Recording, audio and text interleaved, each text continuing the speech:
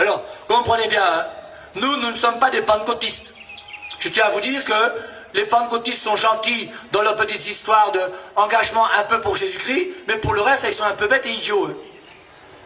On n'a pas le temps aujourd'hui de parler des nouvelles églises. Mais si on pouvait le faire, on le ferait. Moi, Père Hervé Marie, je ne reconnais qu'une seule église sur la terre. C'est l'église que le Christ a voulu. Matthieu 16, 18. Pierre, tu es Pierre, sur cette pierre je bâtirai mon église. Il n'y a pas 36 000 églises. J'en profite pour vous rappeler qu'aucun homme sur terre n'a le droit de fonder une église. Un fondateur d'église est par essence un type idiot. Parce qu'on ne peut pas fonder une église. Fonder une église, ça n'a pas de sens, mes amis.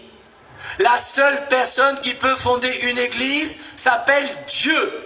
Et l'église n'a été voulue que par Dieu. Et le seul Dieu qui a fondé une église s'appelle Jésus. En dehors de l'église de Jésus, il n'y a pas d'autre église sur la terre. Tout le reste est du boucan. On vous trompe.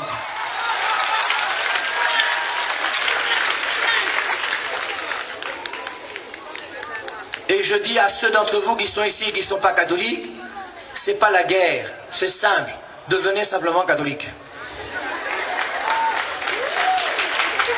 Et la raison c'est laquelle? Première raison, hein, on ne va pas aborder, on va continuer à la nouvelle naissance. Mais la première raison c'est laquelle?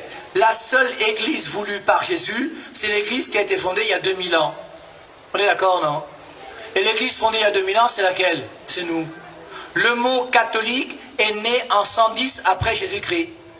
Saint Jean l'apôtre venait à peine de mourir que Saint Ignace d'Antioche a désigné l'église d'Éphèse, l'église de Corinthe, l'église des Galates, l'église, différentes églises qui sont là, de l'église catholique qui veut dire universelle.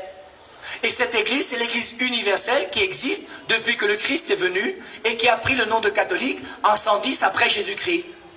Il y a une seule église voulue par le Christ. Et le mieux, c'est de pouvoir cheminer dans cette église que le Christ a voulu pour avoir les meilleurs moyens de sanctification.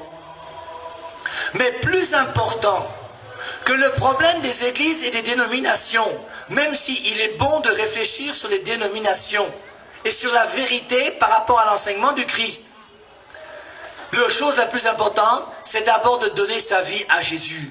Et vous avez des protestants qui ont donné leur vie à Jésus. Vous avez des pentecôtistes qui ont donné leur vie à Jésus. Et toute personne qui a donné sa vie à Jésus est mon frère. Et c'est pour ça que dans notre église catholique, il y a ce qu'on appelle l'œcuménisme. Et l'œcuménisme, c'est essayer de faire que tous ceux qui ont donné leur vie au Christ puissent se retrouver ensemble pour prier le même Jésus. Nous avons le même Nouveau Testament avec 27 livres. Avant de commencer à s'engueuler les uns les autres, essayons de mettre en commun ce qu'on peut mettre en commun. Et c'est pour ça que l'Église favorise toutes les approches possibles avec des frères chrétiens qui ont reçu un même baptême, qui croient dans le même Christ et dans le même Nouveau Testament.